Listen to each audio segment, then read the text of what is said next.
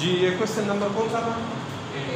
8। कोई भी मसला नहीं, हाँ बिल्कुल 100% clear.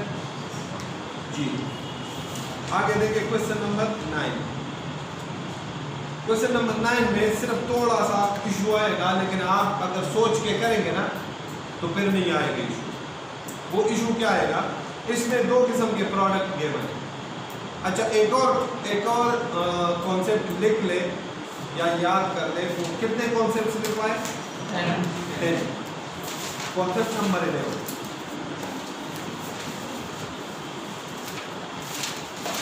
if exempt goods are exported, if exempt goods are exported, if exempt goods are exported, then we will treat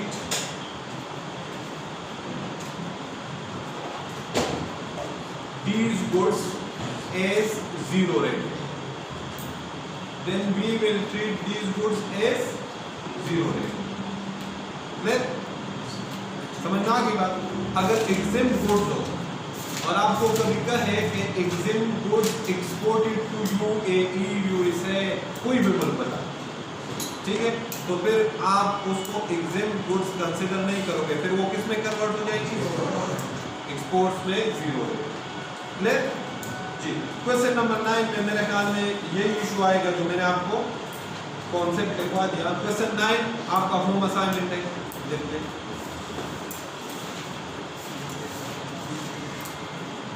question number 10 home assignment है। ये तकरीबन 99% सेम क्वेश्चन, ठीक है, इसमें कुछ भी नहीं है। क्वेश्चन नंबर 11 हम डिस्कस कर लेते हैं। जी क्वेश्चन नंबर 11 रिक्वायरमेंट पढ़े। Compute the sales tax payable by or refundable to Faizan along with input tax to be carried forward if any in the sales tax return for the month of August 2013. कौन से month का करना है? August 2013. Faizan is registered under the Sales Tax Act 1990 and is engaged in the business of manufacture and supply of engineering goods. Following information has been extracted from his records for the month of August 2013. Ji concept number 12 लिखे।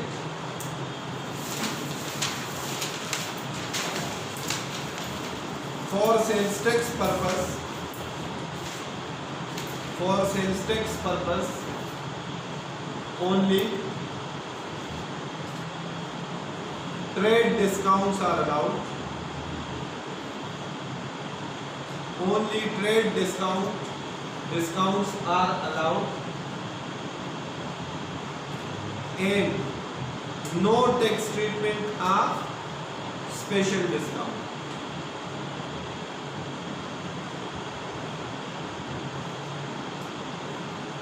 Note लिखे, note नीचे note लिखे।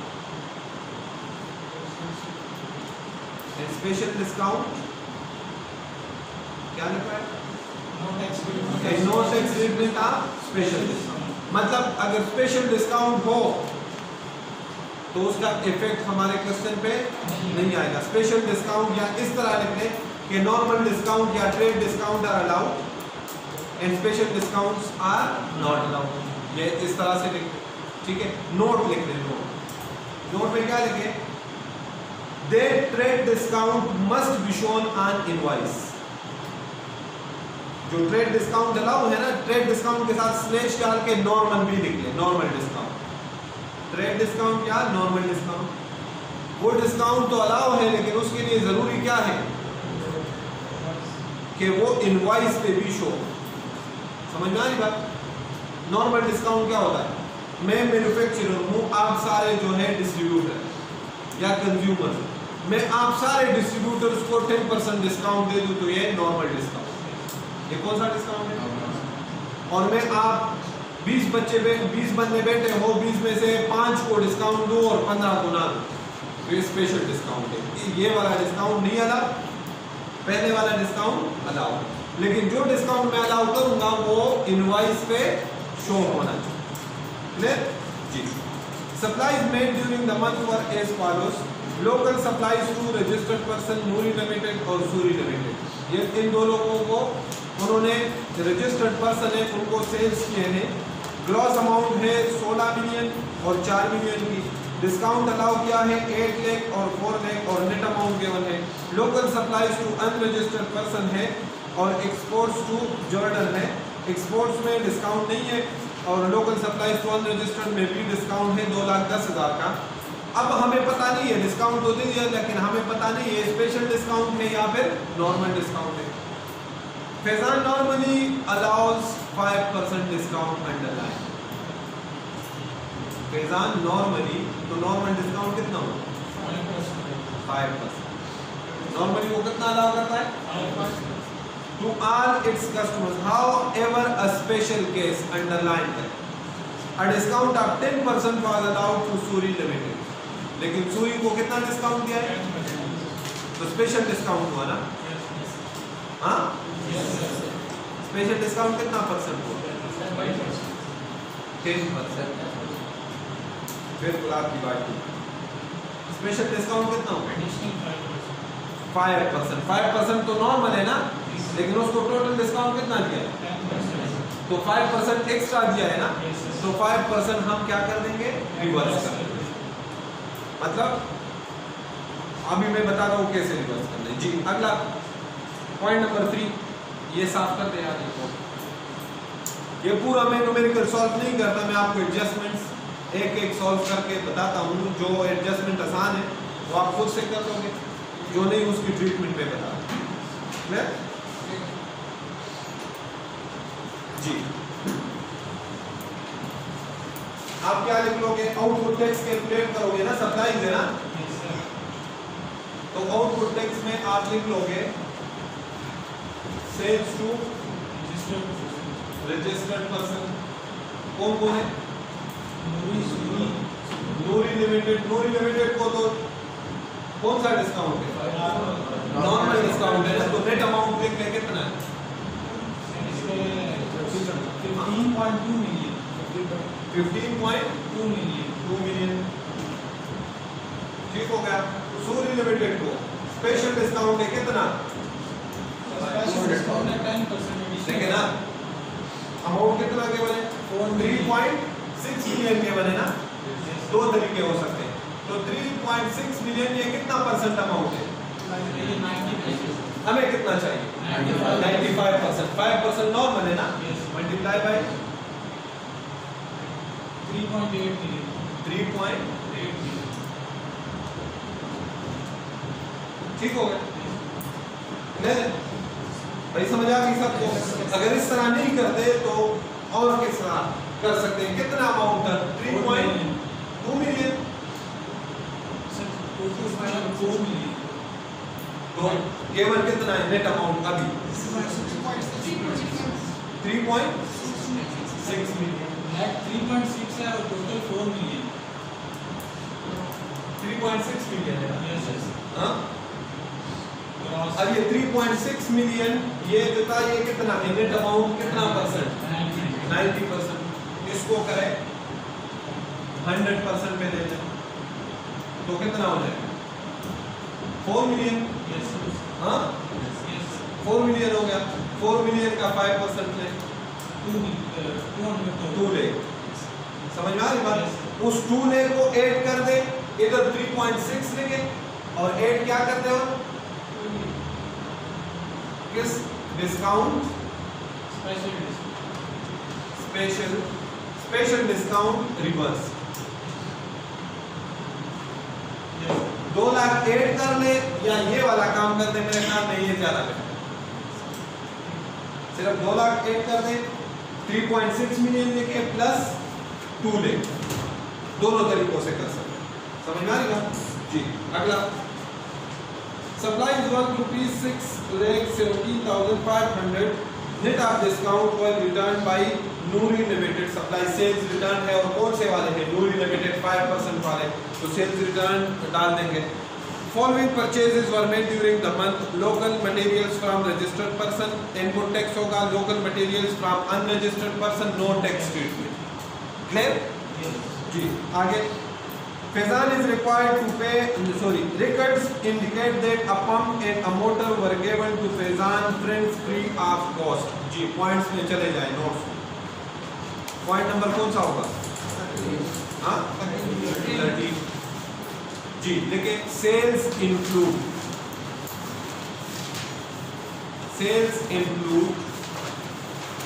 Normally sales का तो पता है ना, जो भी तक सप्लाई से सेल्स इंक्लूड नीचे सब हेडिंग्स दे दे। 13 है ना तो ए लिख ले। Sales include point A gifts to family, ठीक है ये गिफ्ट है ना, फ्री ऑफ कॉस्ट का मतलब क्या होता है? गिफ्ट, ठीक हो गया। सेल्स इंक्लूड पॉइंट बी लिखे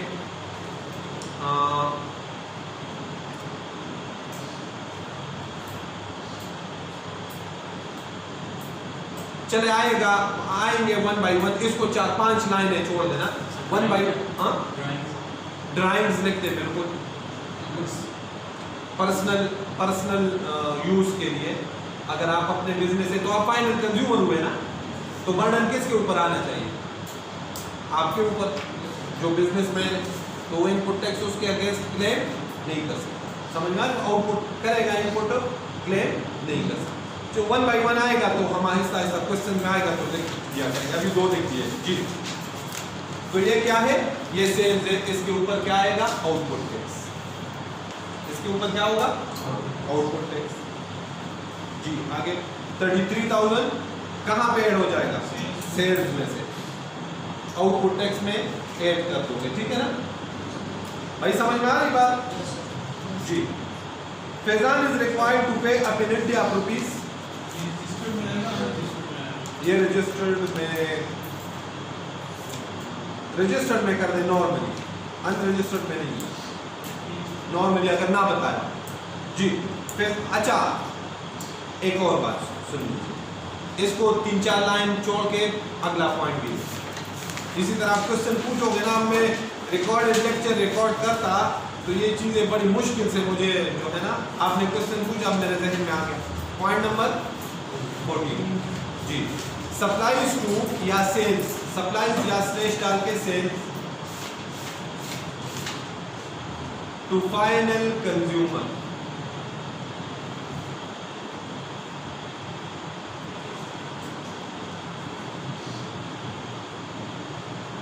shall not be subject to further 3% tax। बात समझ में आ गई? जो फाइनल कंज्यूमर में और आप जाते हैं ना और चीनी परचेज करते हैं तो हमसे वो 20% टैक्स चार्ज नहीं करता। कितना चार्ज करता है? क्योंकि मैं फाइनल कंज्यूमर हूं और जो रियासत है वो फाइनल कंज्यूमर के ऊपर बर्डन, जो फाइनल कंज्यूमर नहीं है और आपने उसको सेल्स किए और वो अनरजिस्टर्ड है तो फिर उससे 3% चार्ज होगा। फाइनल कंज्यूमर से फर्दर 3% टैक्स चार्ज। तो आप समझ आ गई इस पे कौन से वाला लेंगे? यह है तो अनरजिस्टर्ड, लेकिन फॉल कौन से वाले में करेगा? रजिस्टर्ड। इस पे फर्दर 3% टैक्स क्योंकि ये फाइनल कंजम्पशन के फिर जी। Faizan is required to pay penalty of ₹10,000 under the sales tax act 1990 on account of certain defects in the maintenance of records. जी पेनल्टी कहां पे ऐड होती है? Last bottom line. Sales tax credit brought forward from previous month amounted to rupees, और sales tax is payable at the rate 17% हो जाएगा। ठीक है, शुरू हो गया जी। Question number 12, compute the sales tax payable by or refundable to Zahir along with input tax to be carried forward if any in the sales tax return for the month of Feb 2014. Ji Zahir is registered under the Sales Tax Act and he is engaged in the manufacture and supply of spare parts. Following information has been extracted from the records for the month of February 2014. Local purchases of raw material, registered supplier, unregistered, registered पे input tax होगा, unregistered पे नहीं होगा। Supplies of manufactured goods sales में local taxable supplies to registered person 17% output tax. Local taxable supplies to unregistered person 17% output tax plus further 3%. local exempt supplies to registered person exempt supplies और exports to Malaysia 0 rate. Clear? Yes. Following additional information is also available. Raw material of rupees 1.5 million were purchased from a registered supplier. However, invoice was received on 15th November 2013. Purchases कब किए? Registered supplier से कितने? 1.5 million के. Invoice was received on 15th November 2015. 13.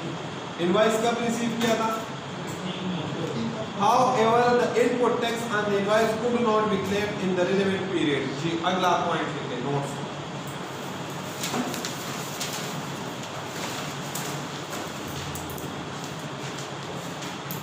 Ji input tax not claimed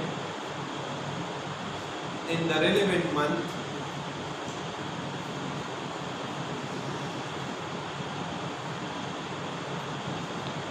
input tax not claimed in the relevant month can be claimed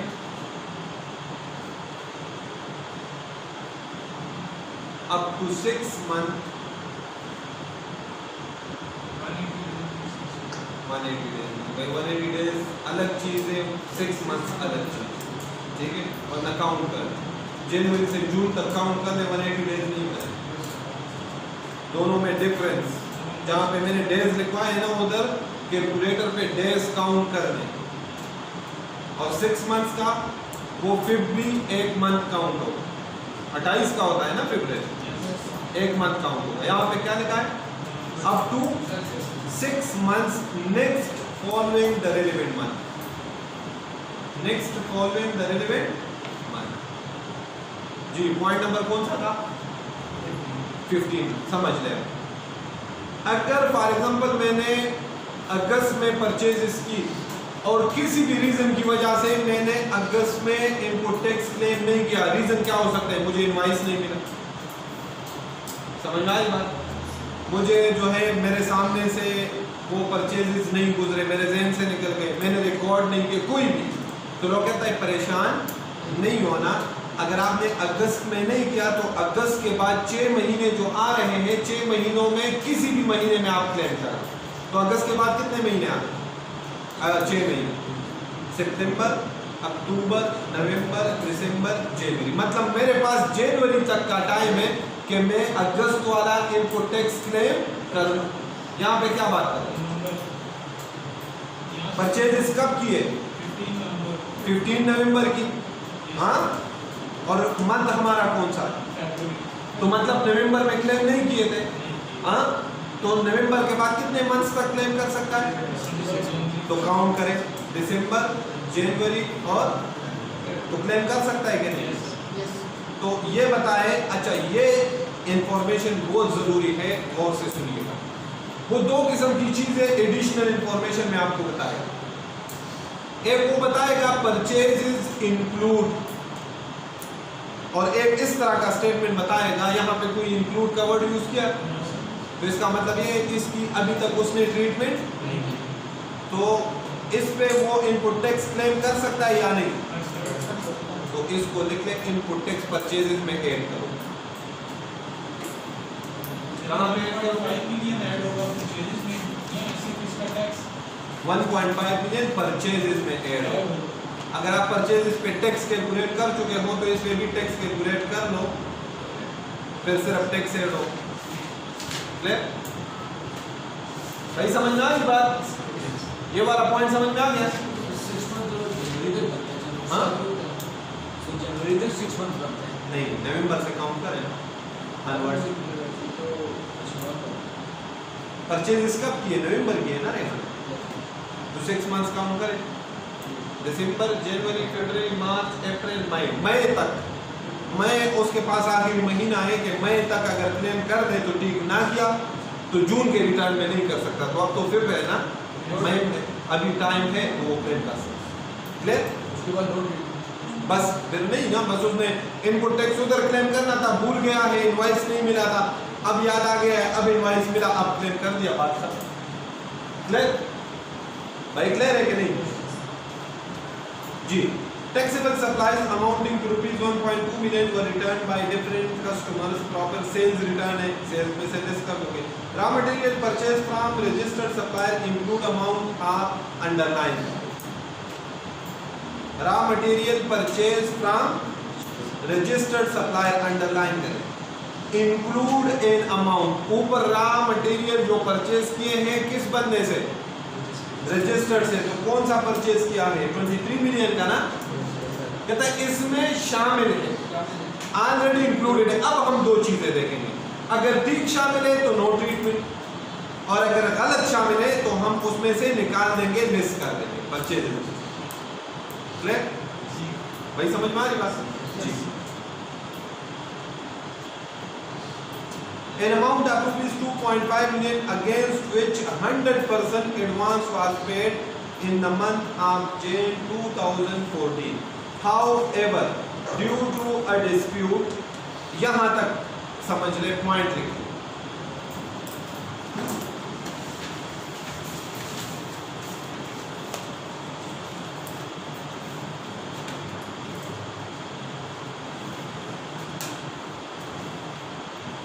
ji, in both cases point number कौन सा बनेगा? 60। इन both cases bracket में लिखते, cases का मतलब क्या है? Sales and purchase.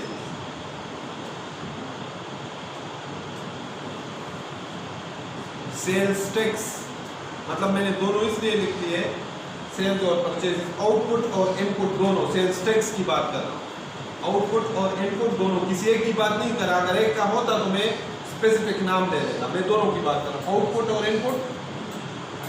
Sales tax shall be charge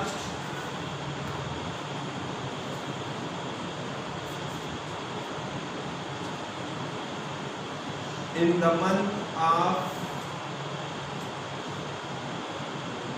month in which advance is given or received. Purchases के केस में एडवांस रिसीव करोगे, एडवांस पेमेंट, हाँ, और सेल्स के केस में एडवांस पे करो।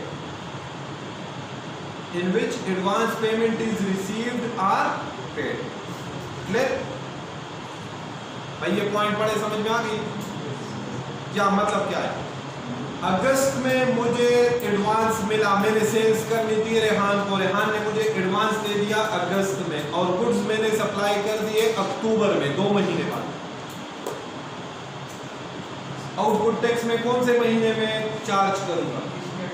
जिसमें एडवांस रिसीव किया है, जिसमें गुड्स सप्लाई नहीं किए। जिसमें क्या? अब रेहान परचेज कर रहा है, अगस्त में एडवांस दे दिया, गुड्स मुझे मिले सितंबर में, तो सितंबर में इनपुट टैक्स क्लेम करूंगा या अगस्त में? अगस्त में, जिसमें एडवांस मैंने दिया। समझ में आ रही बात? तो जिस महीने में एडवांस देते हैं या रिसीव करते हैं उसी महीने में ट्रीटमेंट करें। क्लियर भाई? क्लियर हो गया? तो इसने एडवांस कब दिया था? जनवरी में, लेकिन कौन से परचेजेस में शामिल है? फेब के। गलत शामिल है ना, अगर यहां तक होता, अगर यहां तक होता स्टेटमेंट, इससे आगे ना होता, इससे आगे उसने काम खराब किया, तो हम फिर ये निकाल देते, क्योंकि ये परचेजेस थी किस महीने की? जनवरी की। ये कौन से महीने की? Clear?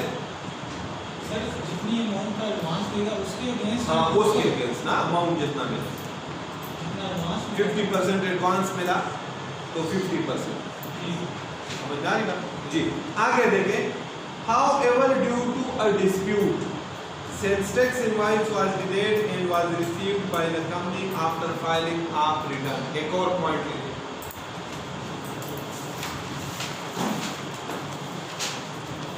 no input tax on disputed invoice। Invoice किसके लिए जरूरी है? पता चला है अभी तक? सिर्फ परचेज के लिए, सेल्स के लिए जरूरी नहीं। इनवॉइस किसके लिए जरूरी है? परचेज। सेल्स के लिए, सेल्स तो अनरजिस्टर्ड भी है ना, उस पे भी हम आउटपुट लेते हैं। परचेज इनवॉइस का ताल्लुक किसके साथ है? परचेज। ठीक। डिस्प्यूटेड इनवॉइस के ऊपर इनपुट टैक्स क्लेम, समझ में आ रही बात? तो ये क्या था, जनवरी में एडवांस तो दिया था, लेकिन जनवरी में क्या था? डिस्प्यूटेड था। However, due to dispute, sales tax invoice was delayed and was received by the company after filing of return. यहाँ पे बच्चे कंफ्यूज होते हैं। After filing of return को अंडरलाइन करें और उसको ब्रैकेट में लिख ले, रिटर्न ऑफ जनवरी। इनवॉइस कब मिला? फरवरी में। जनवरी में डिस्प्यूटेड इनवॉइस था, डिस्प्यूट था उसके ऊपर, क्या उसमें इनपुट टैक्स क्लेम कर सकता था? नहीं कर सकता था। डिस्प्यूट कब खत्म हुआ? फरवरी में। फरवरी में इनपुट टैक्स क्लेम कर सकता था वो, भाई पॉइंट लिखवाया है ना, 6 मंथ्स तक कर सकता था ना, तो परचेज में शामिल है, ऑलरेडी शामिल है ना, तो हमने कुछ करना है और कुछ भी नहीं करना, नो टैक्स। क्लियर जी? अगला पॉइंट, सेल्स टैक्स क्रेडिट, ये तो आसान है, सेल्स टैक्स इस पे जी मौलाना साहब ऊपर वाला रिकॉर्डिंग वाला नहीं कहा, पॉज जी। Question number 13, Ali trading under the provisions of income tax sales tax act compute, वही सेम रिक्वायरमेंट है। Ali trading is registered under the sales tax act 1990 and is engaged in the business of manufacturing supply of consumer goods. Following information has been extracted from the records of ATC for the month of August 2014. Local supplies to wholesaler sales. Wholesalers इसके साथ अब registered नहीं लिखा, तो wholesalers, distributors ये सारे registered होते हैं नॉर्मली, तो ये रजिस्टर्ड को है। लोकल सप्लाईज टू डिस्ट्रीब्यूटर ये भी रजिस्टर्ड में आते हैं। एक्सपोर्ट्स है, local supplies to registered retailers, exports zero rated. समझ में आ रही ना बात? ठीक है ना? ऊपर वाले पे आउटपुट, दूसरे वाले पे आउटपुट 17%, फर्दर टैक्स नहीं होगा। तीसरे वाले पे जीरो रेटेड, चौथे पे 17% supply of exempt goods. Unregistered को यहाँ तक सेल्स नहीं है, अगर आगे दे दिए तो ठीक, यहाँ तक अनरजिस्टर्ड को सेल्स नहीं। Purchases, local purchases from registered and local purchases from unregistered, ऊपर वाले पे इनपुट टैक्स होगा, नीचे वाले पे। Following additional information, supplies amounting to ₹40,000 were return by registered retailer, sales return, output में एडजस्टमेंट होगा। हाँ क्लियर है? An early settlement discount of ₹250,000 was given to local distributor. जी अर्ली सेटलमेंट डिस्काउंट, ये नॉर्मल डिस्काउंट में आता है, special में आता है। आपको पता है कंफर्म? मुझे तो नहीं पता, क्यों बोलूं? हाँ भाई, किसी को कंफर्म पता है? अर्ली सेटलमेंट डिस्काउंट किस में आता है?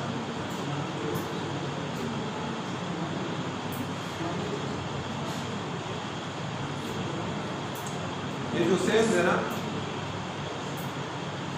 जी, अर्ली सेटलमेंट डिस्काउंट आता है स्पेशल डिस्काउंट। कौन से डिस्काउंट है?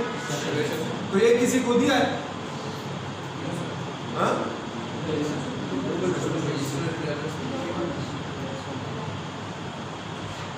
was given to local distributors.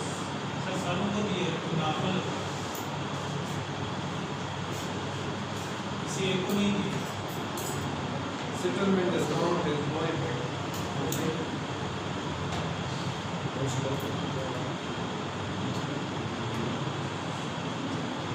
ये कितना है डिस्काउंट?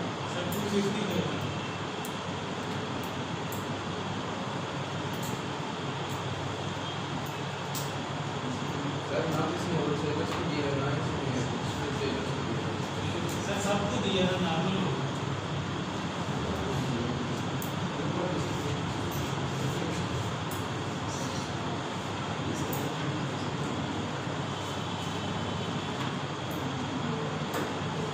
जी ठीक है, ये नॉर्मल में आएगा, सबको दिया है ना। तो इसका उसने नहीं यार सर ये सिर्फ लोकल डिस्ट्रीब्यूटर सुने ना, सुने ये किस तरह से, सिर्फ लोकल ये स्पेशल डिस्काउंट है, स्पेशल।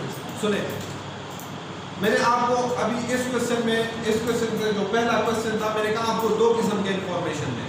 वो एक बताएगा कि ये इफेक्ट ऊपर है इंक्लूडेड, एक बताएगा ये इफेक्ट ऊपर, कोई इधर क्या बताया नहीं है ना। उसने ऊपर जो अमाउंट दी है वो कौन सी वाली दी है, ग्रॉस वाली। अगर ये नॉर्मल डिस्काउंट होता ना तो हम उसमें से लेस कर देते, नेट अमाउंट हम ले लेते सेल्स में से। इसका कोई इफेक्ट नहीं आएगा क्योंकि ये कौन सा डिस्काउंट है, स्पेशल, ये अलाउ नहीं है, ये उसमें से लेस नहीं करेगा। भाई समझ आ गई, ये स्पेशल डिस्काउंट, समझ में आ रही ना बात। लेकिन जो ऊपर वाली अमाउंट है वो कौन सी वाली है, ग्रॉस वाली। अगर ये डिस्काउंट उसमें से लेस हुआ होता तो इसको हम ऐड बैक करते, लेकिन ये लेस, अगर ये नॉर्मल होता तो हम ऊपर उसमें से लेस करते, फिर हम सेल्स टैक्स उस पे चार्ज करते। क्लियर जी। An amount of ₹5 lakh was received from Imran Associate representing 25% advance payment in respect of supply of a special order. ADC will supply this order in November 2014. हमारा month कौन सा है, अगस्त। Advance receive किया है कितना, 25%, कितना amount तो given है ना, 5 लाख, ठीक है।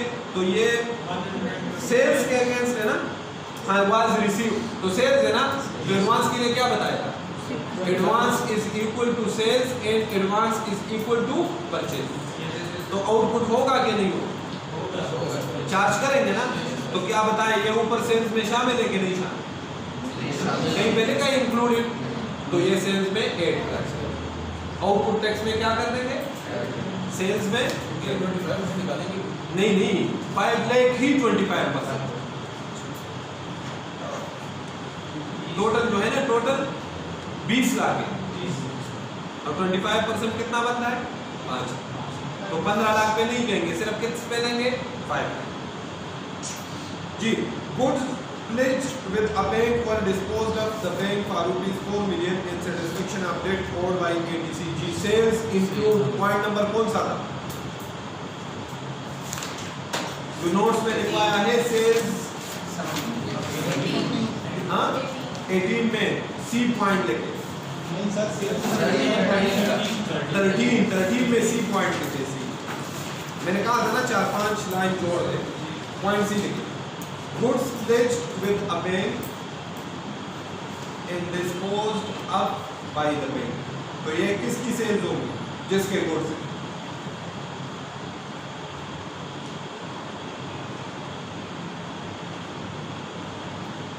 समझ में आ रही बात ना। Sales include goods pledged with a bank and यहां तक सेल्स नहीं है, जब बैंक उसको क्या करेगा, तो ये किसकी सेल्स कंसीडर होंगी, अली ट्रेडिंग। अली ट्रेडिंग ने बैंक के पास गुड्स प्लेज करवाए थे और बैंक ने, मतलब अली ने पेमेंट वापस, लोन वापस नहीं किया होगा ना, तो बैंक ने वो गुड्स आगे क्या कर दिए, तो ये किसकी सेल्स कंसीडर होंगी, अली ट्रेडिंग। तो कितनी है, ये सेल्स में ऐड होंगी, 4 मिलियन ये सेल्स में ऐड होंगी। क्लियर, इसमें मेरे ख्याल में यही पॉइंट नया था, बाकी सारा वही पुराना। क्लियर, हाँ। अगला क्वेश्चन, क्वेश्चन नंबर 14। यार ये देखो, ये वीडियो कितने टाइम, 34। ये क्वेश्चन जी, क्वेश्चन नंबर 14। बशीर इज, ये हो जाएगा ना ये वाला क्वेश्चन 13, कोई मसला तो नहीं है। 14, Bashir is registered under the Sales Tax Act 1990 and is engaged in the business of export and supply of consumer goods. Following information has been extracted from his records for the month of Feb 2015. Supplies है registered person 17% output tax to unregistered person 17% plus further 3% exempt supplies, no tax treatment, exports 0 rated. Purchases है from registered import of machine, दोनों पे common input tax होगा, लेकिन दोनों पे अलग अलग मशीनरी है ना। Following additional information is also available. Supplies to registered person include goods amounting to rupees 3 lakh which were supplied to a associated company at a special discount of 25%. जी special discount है. Supplies to registered persons include, पहले तो ये underline included है. कितनी amount है? 3 लाख. कितनी है? 3 लाख. तो 3 लाख कितना है? 75%. तो इसको अच्छा आप इसको एक और भी कर सकते हैं. आप करें इसको 100% पे नहीं.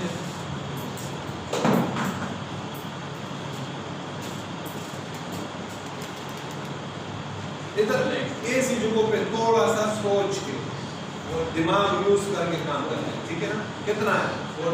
4 में ऑलरेडी कितना इंक्लूडेड है?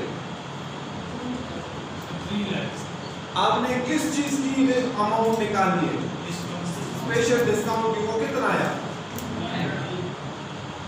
तो आपने फर्दर ऐड करना है 1 लाख, क्योंकि 3 लाख तो ऐड है ना. हमने किस चीज की अमाउंट निकालनी है? डिस्काउंट की. तो डिस्काउंट की अमाउंट कितनी आ रही? 1 लाख. तो 1 लाख ये क्या था? परचेज था कि सेल्स? Goods जो थी 3 lakh थी, तो उस पे डिस्काउंट दिया हुआ तो फिर इससे का ये भाई 3 लाख शामिल है after special discount. 1 lakh 3 lakh शामिल है. और कितना ऐड करेंगे? 1 लाख. ये किस में ऐड करोगे? सेल्स. भाई क्लियर? हाँ, ये पॉइंट समझ में आ गया? भाई बताए ना. हाँ, ऐसे भी कर लो. 3 लाख माइनस कर लो, 4 लाख ऐड कर लो. बिल्कुल ठीक. क्लियर जी? अगला इनपुट टैक्स अमाउंटिंग. अंडरलाइन करो इनपुट टैक्स. वैल्यू नहीं है, किसकी अमाउंट दे रहा है? Input tax was paid in January 15 but inadvertently it could not be claimed in the return of January 2015. जी, जनवरी में कहता है कि इतना टैक्स पे किया था लेकिन गलती से उसने क्लेम नहीं किया. तो कब तक क्लेम कर सकता है? तो ये कौन सा महीना है? फिर 2000 मतलब अगला महीना है, तो क्लेम कर सकता है कि नहीं? तो अब ये परचेजेस वैल्यू में ऐड नहीं करना. जब परचेजेस आप नेट कर लोगे उस पे 17% टैक्स आ जाएगा. तो ये टैक्स की अमाउंट है, ये 17% ले चुका है.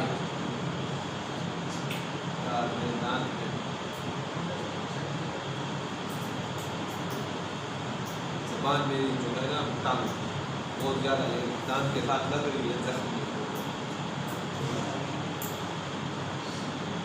ठीक है? तो ये क्या ऐड करोगे? ये टैक्स की अमाउंट, ये वैल्यू नहीं है. जब परचेजेस नेट कर लोगे ना, परचेजेस वो रिटर्न हो जो भी अमाउंट आ गया उस पे 17% ले लिया. तो उसके नीचे टैक्स में ये वाला इनपुट टैक्स ऑलरेडी वो कैलकुलेट कर चुके हैं. स्टार्ट में इनपुट टैक्स अमाउंटिंग अंडरलाइन करें. इनपुट टैक्स ये टैक्स की अमाउंट है. हाँ, कॉमन इनपुट टैक्स पे ऐड करना है. भाई हो जाएगा? ये पॉइंट समझ में आ गया? जी. अगला registered supplier had supplied goods worth ₹5 lakh to Bashir in 15. However, Bashir did not receive the sales tax invoice from the supplier. जी, विदाउट इनवॉइस क्या इनपुट टैक्स क्लेम कर सकता है? तो ये सेल्स में शामिल है, परचेजेस में शामिल है.